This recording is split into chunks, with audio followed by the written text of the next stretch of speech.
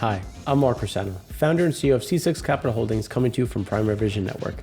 So we have our econ show today. It's been about a week and a half, 2 weeks. So we're doing it a little bit early just so we can get some of this out there, just because some really good data has come out, especially on the emerging market and the global side. So we're going to break it into our 5 segments, and I apologize. Some of them are going to be a little bit longer than normal just because we have a wide backlog of information. I tried to, parse out what wasn't as important just to keep it as brief as possible. So in segment 1, we want to talk about global manufacturing and how it's continuing to weaken, and what does that mean for the global economy, the global market, and more importantly, emerging markets and their economic prowess or lack thereof as we head into the new year. Then we're going to jump over to leading indicators and the yield curve inversion, and what is that pointing to? And typically both of the yield curve inversion points to a lot of big problems, typically an imminent recession. But then the leading indicators also show some slowdowns, but we want to weigh the leading indicators with current, because some of the current data isn't as bad as it quote unquote should be given where we are in the cycle. So we want to look at, is there a lag there, or are things going to be better than we initially thought? So that's going to be something that we want to go through. Then we're going to look at what happens to consumers as savings continue to fall, because savings going down, spending, when is that really going to show up? And what are some of the leading indicators showing? How is housing going to factor into that? Because they're all connected in a different way when you look on when you look at the underlying backdrop and economic abilities or spending abilities of people. Then we're going to look at data out of Europe, and it has gotten a little bit better. It's still contracting, but not as bad. And we want to look at, is this a small bounce before it continues, or is it just starting to kind of find a floor and we're going to bump sideways? So those are some important pieces. And then we're going to look at China and what some of the Chinese data continues to tell us.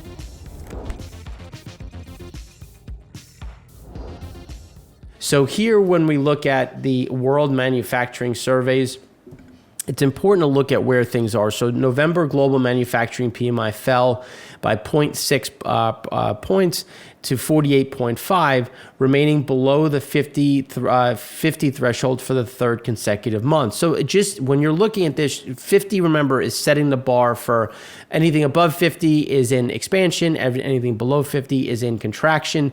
And now we've gone down to 48.5. And the only region with a manufacturing survey above 50 is emerging market ex Asia, ex China. But we're also going to look at those ASEAN components, because even though it's still above 50, it has completely turned around. It has come down significantly, and we think it's going to be in contraction either this month or next month, based on just the leading indicators, but also the speed in which it's starting to move lower. And then new orders to inventories, the very decent, this very good cyclical indicator is pointing south when you look at where world new orders to inventories are. And you can see that we're at a point that we've been at the same level as October 2001. And all of these things are a huge problem when you look at, again, leading indicators. Where are new orders going to go? Where's manufacturing going to go? This inventory side is showing you new orders are slowing, inventories are a little elevated. So there's that again, pointing to more downside to the manufacturing front. And a lot of emerging markets are manufacturing powerhouses. So if you're losing that manufacturing capacity or necessity, you're going to see those numbers come down. So one of the comments we've had in the past was to what does this all mean? Like, can you kind of wrap it up? And here, this is just showing that the estimates in the economic, global economy are still too high. The emerging markets are always the last shoe to drop. We'll show some OECD numbers again, just to kind of give you that backdrop. But this is showing you that contraction is accelerating, and we haven't even started to see the worst of it when you go back to 08, 09, when you look at, obviously, COVID. there is a lot of pain that is coming when you look at the manufacturing front, because again, the last piece of that bullwhip are those global inventories. And that's where you see this big build.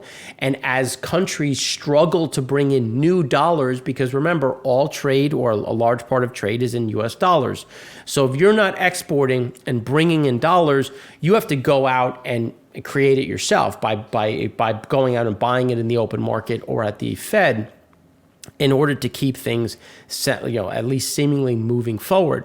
So then when you look at the World Manufacturing Survey, activity versus price components, this is another problem where world real activity is at 46.7, so deeply negative, while price pressure is still positive. So yes, are prices coming down? Absolutely, as they should. We're in a recession when you look at this, so they should come down.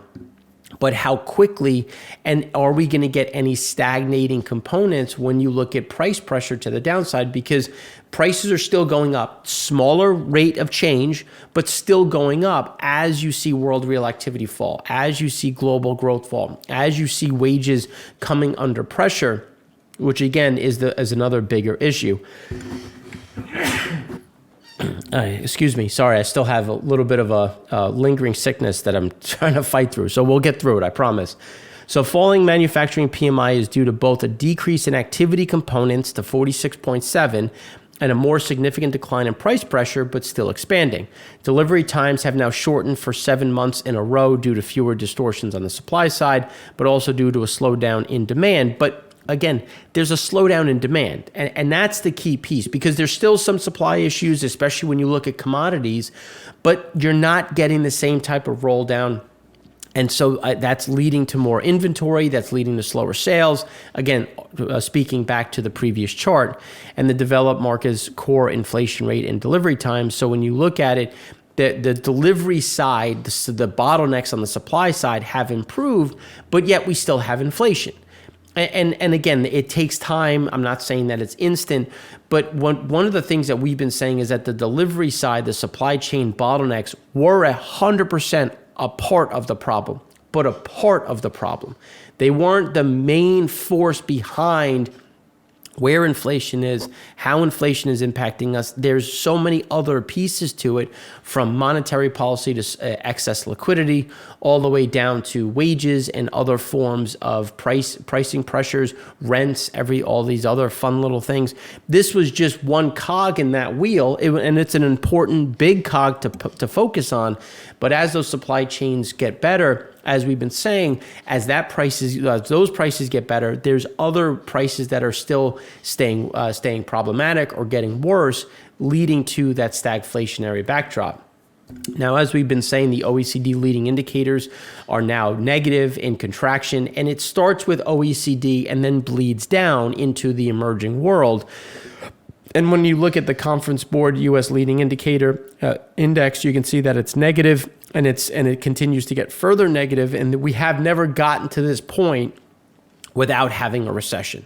And that's the biggest problem, because obviously the U.S. is the largest buyer in the world, and if we're the largest buyer and we're not buying, then there's going to be an underlying problem in terms of who is the buyer of last resort, where are the products going. Now, this is an important one, because when you look at the treasuries, essentially current custody holdings of treasury securities in foreign official accounts is going down, which means that emerging markets, international markets are selling treasuries to bring in dollars. And this is for multiple reasons. And the three key reasons that we're going to touch on right now: exports are slowing, so they're not bringing in natural dollars. So they have to convert their currency into dollars in order to pay down that debt. Two is the sheer amount of U.S. dollar denominated debt that has to, your interest has to be paid in dollars, so you need dollars in the account.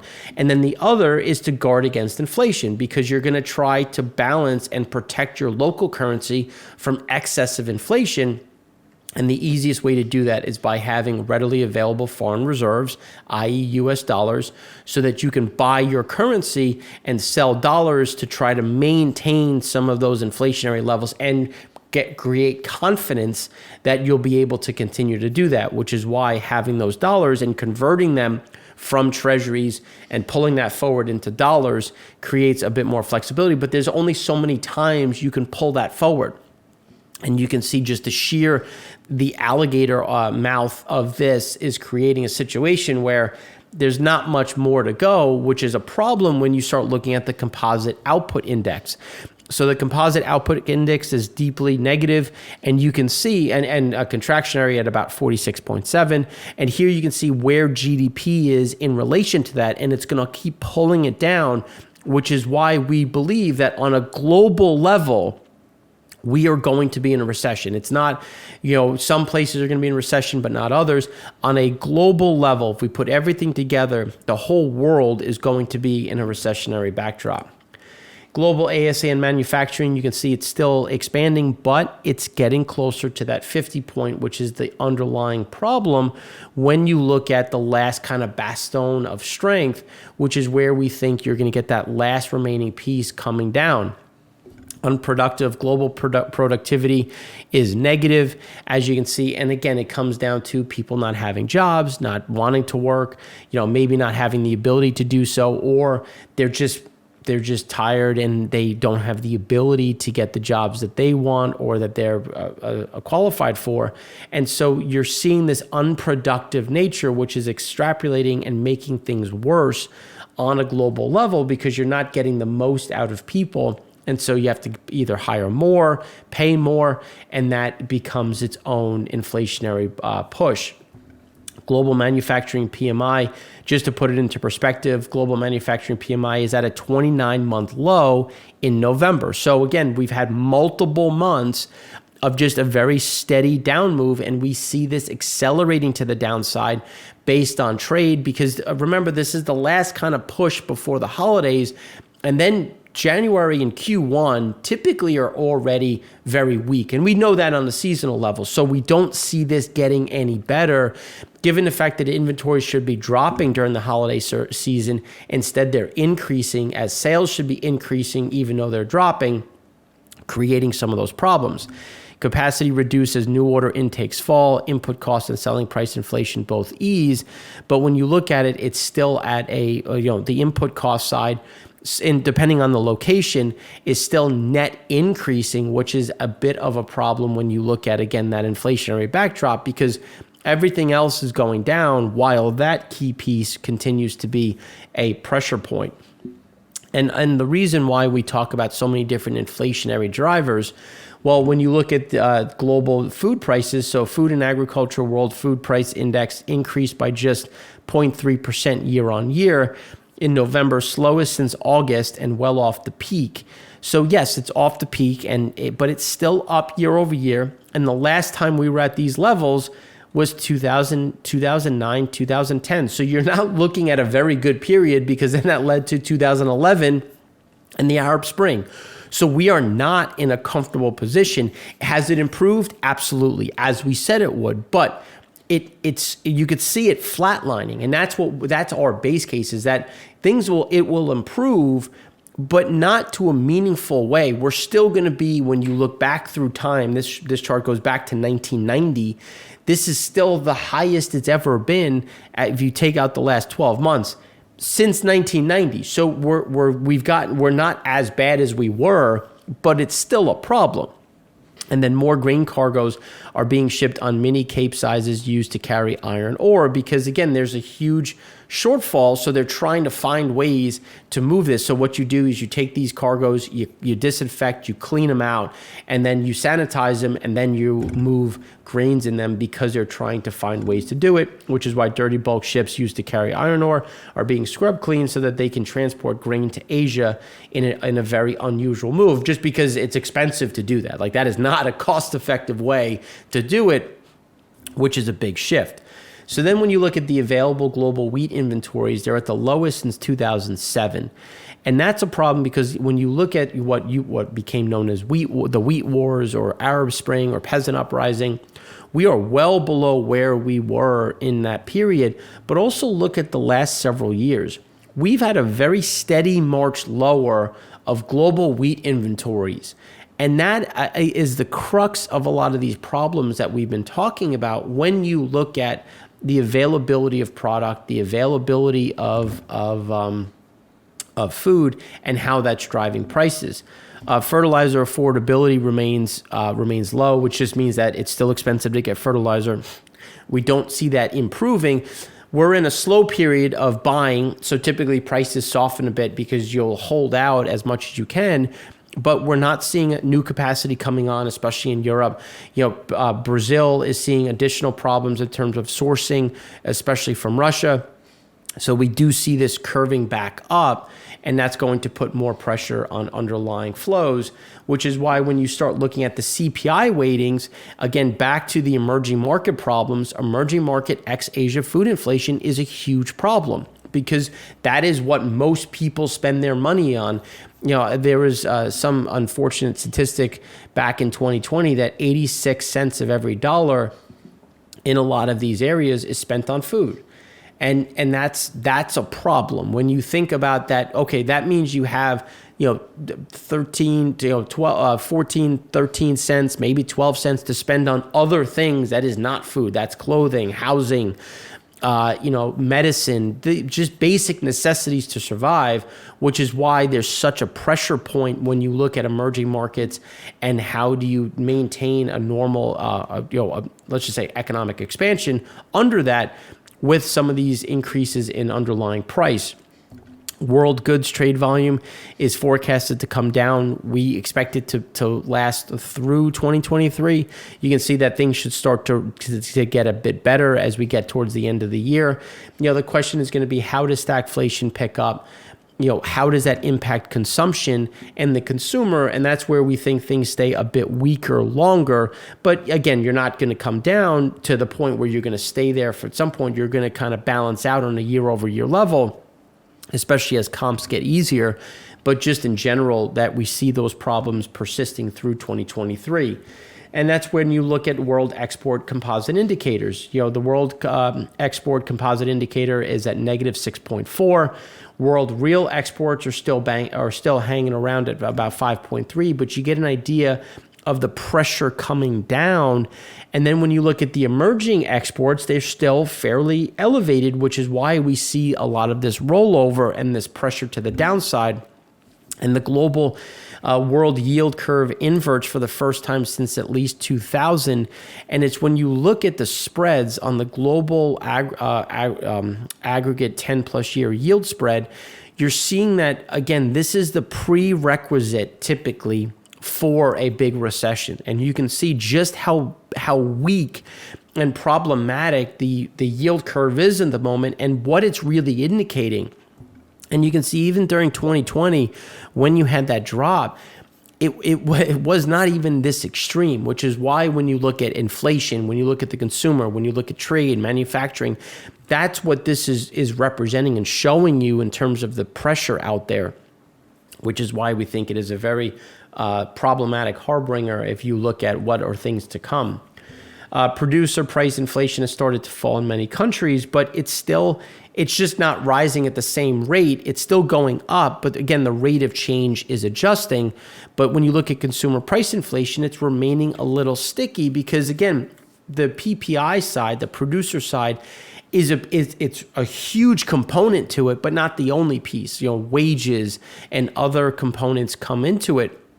And when given the drop, it will pull down some of these consumer prices, but a lot of companies were eating into their margin. They were eating into their flows, and that has created where now they're going to try to make up some of that while paying a bigger increase in wages and other forms of value, which they're going to try to recoup. So even though PPI is that leading component, you're going to get that lagging piece to CPI, just as CPI lagged the PPI on the way up, which again is the underlying issue. So then when you look at the sharp slowdown in real borrowing, obviously as rates go up, countries can't afford it. So we do expect that to continue to come down. And now the Fed has a lot more interest-bearing liabilities, and that is going to create a bigger issue for the bank and for the Fed, which we want to talk about and really kick off in the next segment, because that's going to be really important to look at. So then when you start putting it all together and you look at global manufacturing PMI, new orders projection, and then EPS growth for the world in the next 12 months, the exports imply that we're going to get a drop of 9.4% with a consensus of a positive 4.2. So when you look at this is the pressure that we're seeing on why we see such a slowdown on a global backdrop when we're discussing the economy, and why there's going to be a bigger hindrance to growth versus anything else going forward. And then the global supply chain pressure index is improving, which again should help pricing. But when you start looking at where water and food supply are a major concern, you see that there is a fairly sizable issue. And it's interesting because the U.S. is fairly high up on that. When you look at one of the bigger concerns, just because water is becoming a bigger and bigger problem, not to say that it already wasn't, in the West Coast, in the Southwest. And that's something that is going to be a bigger issue when you look at, again, grains, crops, yields, and that's going to put more pressure. So even as supply chains get better and that price index improves, you're going to get that offsetting piece of, well, how much does food cost? What does livestock cost? And that's going to kind of be that two sides to the story when you're looking at those important pieces. So that's what we have for you on the global side. In the next segment, we're going to go deeper into the U.S. and some of the key movers and drivers within it.